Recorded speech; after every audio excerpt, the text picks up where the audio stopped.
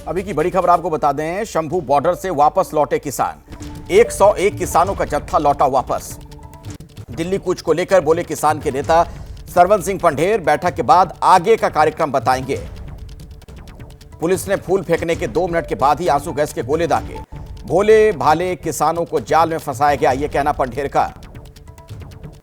तो शंभू बॉर्डर पर ये किसान मौजूद थे। दिल्ली कूच का इनका कार्यक्रम था, लेकिन प्रशासन ने वहां पर बहुत ही मुस्तैदी के साथ अपनी तैनाती रखी थी और लोगों को वापस लौटा दिया गया वहां से, जो किसान वहां पहुंचे थे। ये हाथ में क्या है आपके? ये केमिकल वाला बम बोल रहे हैं फौजी। ये इसको छोड़ते हैं, बहुत मुश्किल होती है, सांस की लेने की दिक्कत होती है। ये हमारे ऊपर छोड़ा गया। 8-10 किसान जख्मी, एक पीजीए चला गया।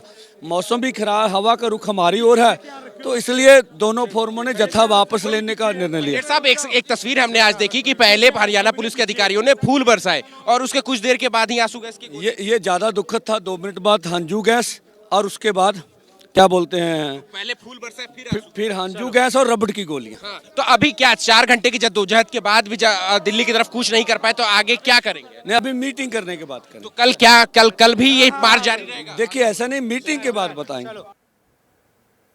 किसानों के दिल्ली कूच पर हरियाणा पुलिस का बयान भी सामने आ गया है। हरियाणा के शाहबाद डीएसपी राम कुमार ने क्या कुछ कहा, आपको सुनवा देते हैं। हरियाणा पुलिस ने इनके ऊपर फूल फेंके, इन्होंने हमारे ऊपर पत्थर फेंके। तो हम ये चाह रहे हैं कि शांति से मेंटेन करें, अपनी बात ऊपर तक पहुंचाना चाहे पहुंचाएं। सेंट्रल गवर्नमेंट के मंत्री इनसे बात करें, जब करेंगे कर लेंगे, परमिशन लें, उसके बाद जाएं। लेकिन इनका मंशा एक ही है कि हमारे ऊपर फोर्स यूज करी जाए। हमने बिल्कुल फोर्स यूज नहीं करी, ना हम बिल्कुल फोर्स यूज करना चाहते। इनके अंदर कुछ शरारती आदमी है, हम आपको वीडियो दिखा देंगे। इन्होंने कुंडियां फेंकी, हमारे ऊपर पत्थर फेंके। हम भी किसान के बेटे हैं, पुलिस में नौकरी कर रहे हैं, लेकिन शहीद होने के लिए बिल्कुल नहीं आए। शहीद बिल्कुल नहीं होंगे, हमारे भी परिवार हैं। तो ये कहा गया पुलिस की तरफ से कि दरअसल वहां पर भी कुछ ऐसे लोग हैं, शरारती तत्व हैं, जो पुलिस की तरफ पत्थर फेंक रहे हैं। अभी की एक बड़ी खबर आपको बता दें, पीडीपी नेता इल्तिजा मुफ्ती अपने बयान पर कायम है। हिंदुत्व एक बीमारी, इसका इलाज हमें करना पड़ेगा, इल्तिजा मुफ्ती ने यह बात कही है। हिंदुत्व और हिंदुइज्म में बड़ा फर्क है। मुसलमान बच्चों की पिटाई के लिए जय श्री राम नारे का इस्तेमाल, जय श्री राम का नारा अब लिंचिंग से जुड़ा है। ये तमाम बातें इल्तिजा की तरफ से कही गई और अपने बयान पर वो कायम भी हैं। देखिए, हिंदुत्व और हिंदुइज्म में बहुत फर्क है। हिंदुत्व वो नफरत वाली फिलॉसफी है जो सरवारकर यहाँ इंडिया में फैलाते थे in the 40s।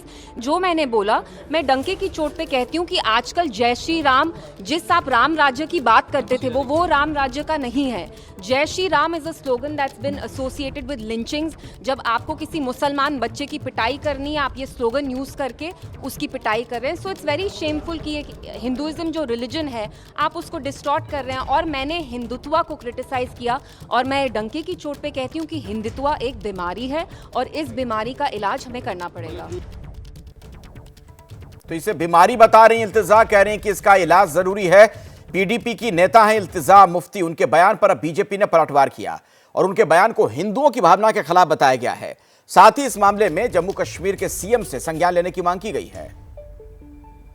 Iltija Mufti भगवानों के ऊपर कमेंट करती है, हिंदू देवी देवताओं पे कमेंट करती है। कश्मीर में किस प्रकार से कश्मीरी पंडितों को मारा गया, आज पूरे हिंदू समाज पे तुम उंगली उठाती हो। अगर हम जिस धर्म को तुम मानती हो, अगर उस पर हम उंगली उठाए तो इसका क्या संदेश जाएगा बताइए।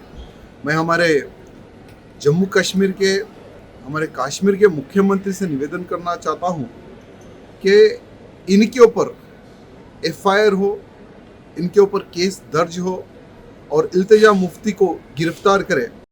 हिंदुस्तान हिंदुओं का घर है। हिंदुस्तानी अपने घर में अपने आराध्य का नाम नहीं लेंगे तो किसका नाम लेंगे? हिंदुस्तान को, हिंदुस्तान का संधि विच्छेद भी अगर करो तो हिंदुओं का स्थान, हिंदुओं का स्थान, बाकी सब यहाँ पर मेहमान।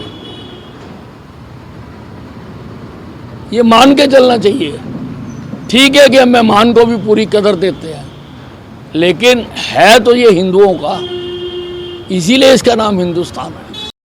इल्तिजा मुफ्ती ने ट्वीट किया है, बड़ा गलत है। भगवान राम को लेकर के इस प्रकार की भाषा, अभद्र भाषा का जो प्रयोग किया है वो ठीक नहीं है। इस प्रकार की भाषा बोलना किसी भी धर्म को अच्छा नहीं लगेगा, इसलिए अपनी जबान पर इनको कंट्रोल रखना चाहिए। इससे ज़्यादा मैं यही सलाह दूंगा, क्योंकि धर्म के प्रति जो आस्था रहती है वो सभी की टूटती है, वो ना टूटे तो अच्छी बात है। महबूबा मुफ्ती की बेटी हैं इल्तिजा मुफ्ती, और जो खानदानी सीट थी जहां से चुनाव वो लड़ी थी वो भी हार गई थी। कांग्रेस ने इल्तिजा मुफ्ती के बयान की निंदा की। किसी भी धर्म से कट्टरपंथ को अलग रखना चाहिए, ये सुरेंद्र राजपूत ने बात कही है। तो कांग्रेस ने भी इल्तिजा मुफ्ती के बयान की निंदा की है। से भी यही कहना है कि एक घटना को लेकर के किसी धर्म को आप बदनाम न करें। सनातन धर्म ऐसा नहीं है। कुछ पागल लोग हैं, कुछ जहरीले लोग हैं, कुछ कट्टरपंथी लोग हैं, और दुर्भाग्य से वो लोग दोनों तरफ है। दोनों तरफ के कट्टरपंथियों की मजम्मत होनी चाहिए, हिंदू या इस्लाम धर्म की मजम्मत नहीं होनी चाहिए। तो आपने बयान उनका सुना सुरेंद्र राजपूत का। और इस बीच एक बड़ी खबर मैं आपको बता दूं, बांग्लादेश के गृह मंत्रालय ने एक बड़ा आदेश दिया है कि बांग्लादेश में रह रहे विदेशी नागरिकों को नोटिस दिया गया है। रहने और काम करने के लिए कानूनी अनुमति लें, यह कहा गया। जरूरी दस्तावेजों के साथ लें बांग्लादेश में रहने की इजाजत। तो अभी की बड़ी खबर आपको बता दें, बांग्लादेश के गृह मंत्रालय ने एक बड़ा आदेश जारी किया है। उसमें यह कहा गया है कि विदेशी नागरिकों को रहने और काम करने के लिए कानूनी अनुमति लें, जरूरी दस्तावेजों के साथ लें बांग्लादेश में रहने की इजाजत। तो जो विदेशी नागरिक वहां पर हैं उनको यह नोटिस जारी करके यह बात कही गई है।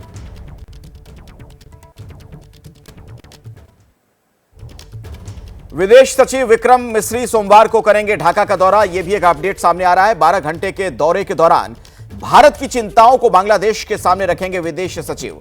शेख हसीना सरकार के हटने के बाद विदेश सचिव का यह पहला ढाका दौरा है। तो बांग्लादेश के कार्यवाहक विदेश मंत्री मोहम्मद तौहीद हुसैन से उनकी मुलाकात का कार्यक्रम है।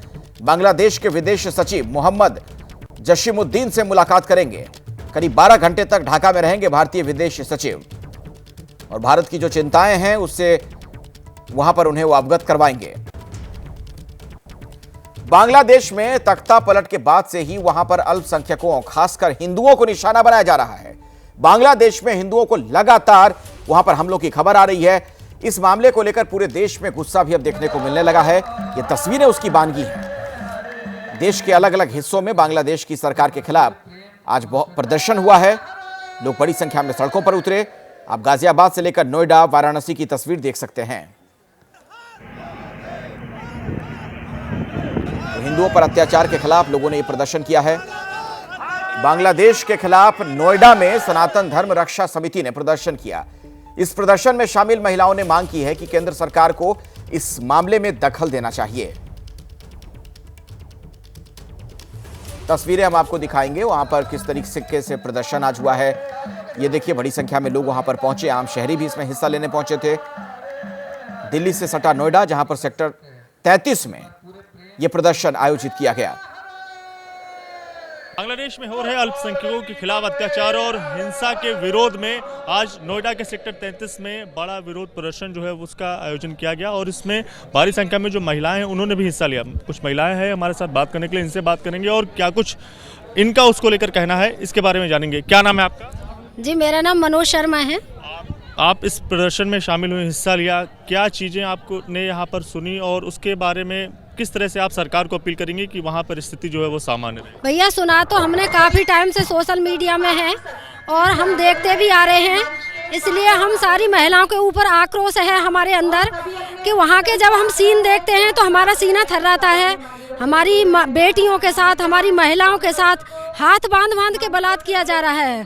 इसलिए हमारी मांग यही है सरकार से कि प्लीज हमारे हिंदुओं को वहाँ पे सुरक्षा दें। आप यहाँ पर इतनी देर तक थी, अब क्या आपको लगता है किस तरह से वहाँ से सारी चीजें चल रही हैं, उसको लेकर क्या सरकार की ओर से कदम उठाए जाने चाहिए? हम सरकार से यही कहना चाहते हैं कि जो भी बांग्लादेश में हिंदुओं के साथ अत्याचार हो रहा है, चाहे वो बहन बेटियां हों, चाहे माताएं हों, चाहे कोई भाई है, जो भी है, मतलब हिंदुओं की का वहाँ पर भारी जो नुकसान हो रहा है उस पर रोक लगाई जाए। तस्वीरें हम एक बार आपको दिखा दें कि वहाँ पर जो ज्ञापन है वो सौंपा जा रहा है सनातन धर्म रक्षा समिति के जो अध्यक्ष हैं उनकी ओर से, जो पुलिस के आला अधिकारी हैं उनकी ओर से जो ज्ञापन है। और ज्ञापन की बात करें तो उसमें मांग की गई है जिस तरह से बांग्लादेश में लगातार हिंदुओं के खिलाफ जो अत्याचार हो रहा है या फिर तमाम सारी जो घटनाएं हो रही हैं और उसके खिलाफ जो भारत सरकार है वो कार्रवाई करे, और वरना ये विरोध प्रदर्शन जो है वो काफ़ी ज़्यादा तेज़ होगा। तो इस तरह की जो ज्ञापन है और ये राष्ट्रपति महोदया भारत सरकार नई दिल्ली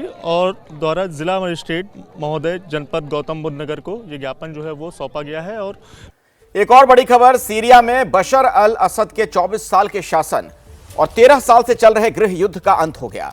गृह युद्ध में विद्रोहियों ने देश के बड़े शहरों पर कब्जा कर लिया है। वहां से ये तस्वीरें सामने आई। खबर यह है कि जिस विमान में असद देश छोड़कर भाग रहे थे वो क्रैश हो गया है। सीरिया में क्या हालात हैं, इन 3 तस्वीरों से समझने की कोशिश कीजिए। भीड़ अनियंत्रित है, आप देख रहे हैं जिस तरीके से हल्ला हंगामा हो रहा है, तोड़फोड़ की जा रही है। आप देख सकते हैं कि हामा शहर पर कब्जे के दौरान विद्रोहियों ने सीरिया के राष्ट्रपति बशर अल असद के पिता हाफिज अल असद की मूर्ति भी तोड़ डाली।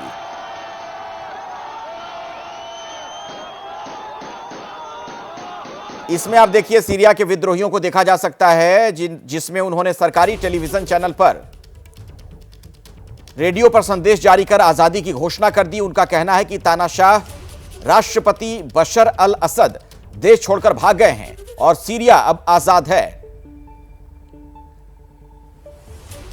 और ये जो वीडियो इस वक्त आप देख रहे हैं सीरिया के अलग अलग शहरों पर कब्जे के बाद विद्रोही लड़ाकों को जीत का जश्न मनाते हुए देखा जा सकता है।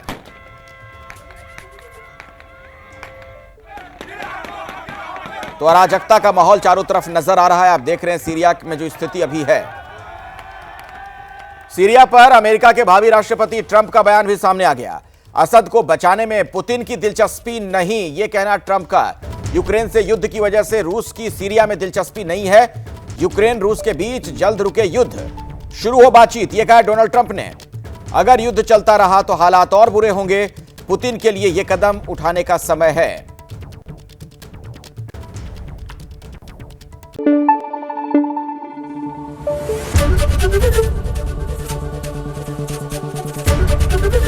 एबीपी न्यूज आपको रखे आगे।